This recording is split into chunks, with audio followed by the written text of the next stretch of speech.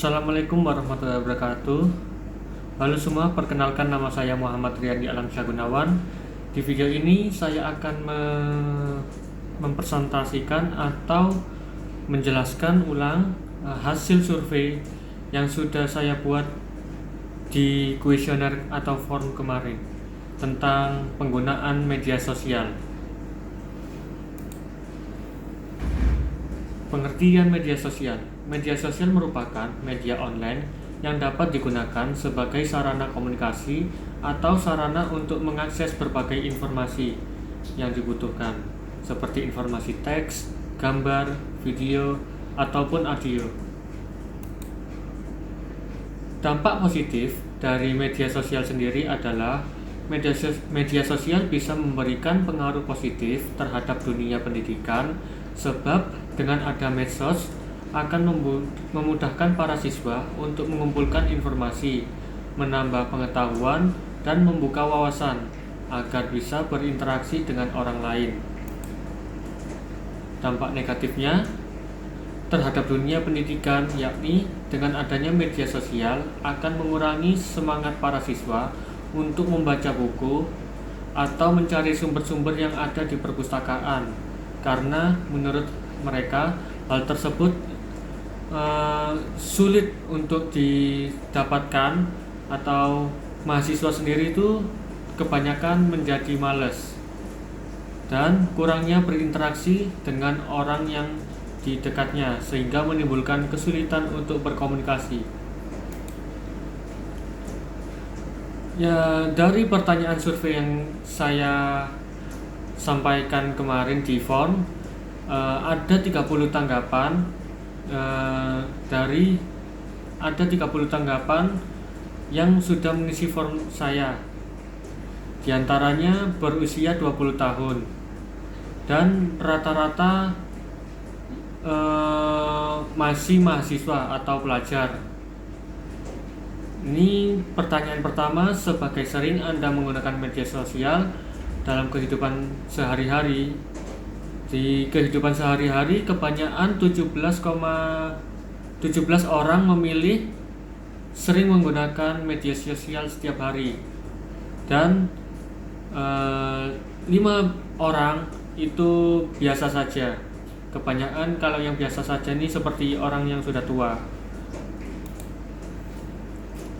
Terus pertanyaan yang kedua, butuh waktu berapa lama Anda menggunakan media sosial setiap harinya?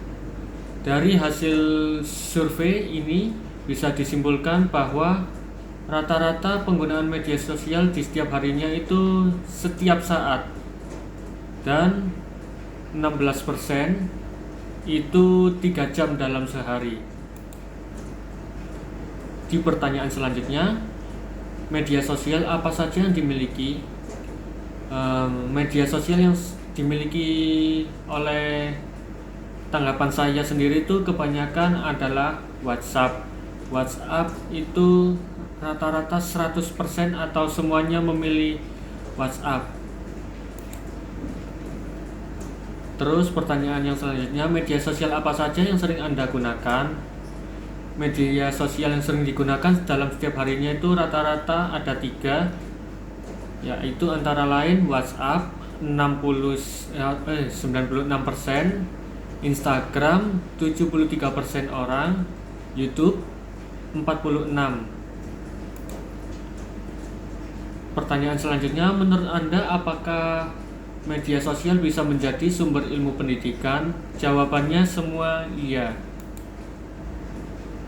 Seberapa penting media sosial terhadap dunia pendidikan? Yang menjawab seberapa penting di dunia pendidikan itu 4, di nomor 4 atau sangat setuju. Itu ada 17 orang yang memilihnya. Dan 3, di nomor 3 atau biasa saja itu ada 2 orang. Dan di lainnya ada di nomor 5 atau sangat-sangat setuju ada 11 orang. Kesimpulan yang bisa saya dapatkan dari survei form kemarin, Dari data kuesioner di atas, rata-rata penggunaan sering menggunakan media sosial setiap hari dan menggunakan setiap saat. Terus, poin yang kedua, media sosial yang sering digunakan yaitu WhatsApp, Instagram, dan YouTube. Mungkin YouTube ini video yang memudahkan kita untuk mendapatkan informasi dan bisa memahami lebih cepat. Di poin ketiga, ada media sosial sangat berpengaruh dan penting di ilmu pendidikan. Jadi, media sosial di saat ini sangat dibutuhkan. Apalagi di saat pandemi ini kita kesulitan untuk mengunjungi atau datang langsung ke tempat seperti sekolah atau universitas. Maka dari itu, kita manfaatkan dengan menggunakan media sosial untuk mendapatkan ilmu pendidikan. Dan ada juga video wawancara dari 3 narasumber. Berikut videonya. Halo semua, perkenalkan nama saya Muhammad Riyandi Alamsyah Gunawan. Di sini saya berada di Kota Gresik, lebih tepatnya di Perumahan Gading Mutiara Permai. Kali ini saya akan membahas tentang pembelajaran online menurut salah satu narasumber di perumahan ini. Dengan Mas siapa?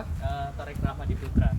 Statusnya sebagai apa Mas Tarik? Saya mahasiswa di Universitas Negeri Surabaya, jurusan Ilmu Komunikasi.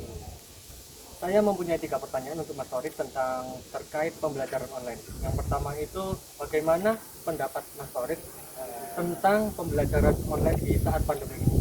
Ya, ini ya, karena kondisi keadaan sedang pandemi, jadi ya saya ikutnya. Tapi untuk saya sendiri juga kurang menyukai sistem pembelajaran online.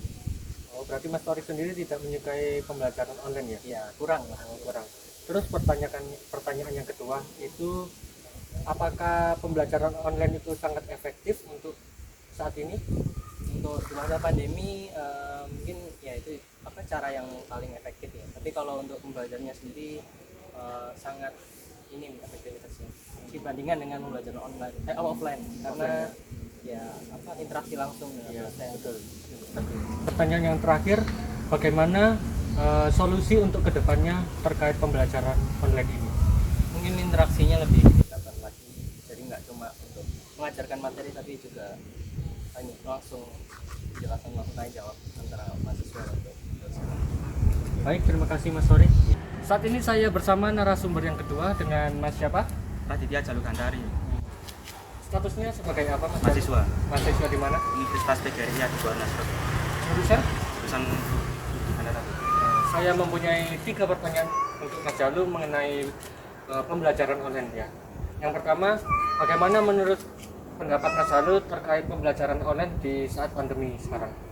Kan pembelajaran online di masa pandemi ini ada sisi baiknya, ada sisi kurang baiknya. Iya. Karena di sisi baiknya itu karena perkembangan zaman itu makin canggih dan banyak anak itu harusnya ini punya jiwa yang teknologi yang tinggi. Dan sisi buruk, dari sisi kurang baiknya itu ya itu ada banyak yang belum mengerti tentang arti teknologi sebenarnya, terutama negara terpencil. Mereka karena faktor ekonomi yang kurang mendukung, jadi dia tidak punya teknologi seperti HP gitu, laptop. Ya. Pertanyaan yang kedua, bagaimana pendapat Mas Jalu untuk pembelajaran online saat ini? Apakah efektif ataukah tidak? Kalau menurut saya belum efektif karena dengan adanya pandemi ini faktor ekonomi juga kurang mendukung sebenarnya. Ya, karena betul. banyak pekerjaan yang di PHK dan anak pun belum punya HP kan. Ya. Semakin berkembangnya teknologi belum punya HP, jadi karena faktor ekonomi aja, jadi tidak punya HP, jadi belum bisa mengerti apa itu arti teknologi.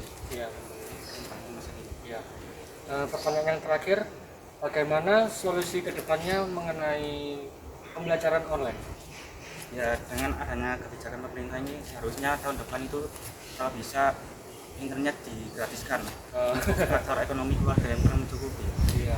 Karena dia belum mengerti teknologi, dengan adanya faktor ekonomi yang kurang mencukupi, dia belum punya HP, dan seharusnya dia punya HP dan apalagi kuota internet yang sangat mahal. Oh iya. Jadi ya faktornya mendukung sekali ini.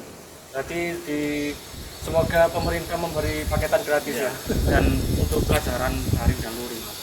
Gantian-gantian. Ya, biar gak bosan ya Iya. mahasiswa atau pelajarnya. Oke Mas, begitu aja. Ya. Halo semua, saat ini saya bersama narasumber yang ketiga. Narasumber ketiga ini merupakan teman SMA saya dulu. Namanya Mas Swandika ya. Lebih jelasnya bisa dijelaskan oleh Mas Swandika sendiri, nama lengkapnya siapa? Ya, halo, nama saya Swandika, Iya. Swandika Ramadan, nama lengkap saya dari UPN, dari mahasiswa UPN Veteran Jawa Timur semester 5. Oh, oke. Saya punya 3 pertanyaan untuk Mas Swandika mengenai pembelajaran online di saat pandemi. Yang pertama itu, bagaimana menurut Mas Swandika terkait pembelajaran online saat ini? Ya, mungkin efektif sih dari situasi ini untuk mengurangi penyebaran virus corona yang melanda Indonesia. Itu aja. Oke. Pertanyaan kedua, apakah pembelajaran online saat ini sangat efektif? Ya, mungkin sisi lain efektif, tapi di sisi lainnya masih kurang efektif sih kalau menurut saya. Mungkin dari kendala koneksi, Ya. lalu dari kendala waktu yang selalu ada tugas setiap waktu mungkin. Ya, ya begitulah Mas Oh, iya. Riyandi. Iya. Terus Ya, pertanyaan kurang yang terakhir, solusi terkait ke depannya pembelajaran online. Solusi ke depannya terkait pembelajaran online menurut Mas Wandika bagaimana? Ya, menurut saran dari pembelajaran online sih kurangi aja sih tugasnya. Mungkin ada tugas-tugas yang memberatkan juga ya Mas Riyandi. Iya. Ada seperti proposal, terus seperti makalah juga itu. Lalu untuk kedepannya juga mungkin diselingi sama pembelajaran offline juga Oh, iya. supaya Biar tidak bosan aja di rumah mungkin. Itu sih Mas Riyandi ya. Oke. Terima kasih Mas Singkat Wandika banget. atas waktunya. Iya. Hai.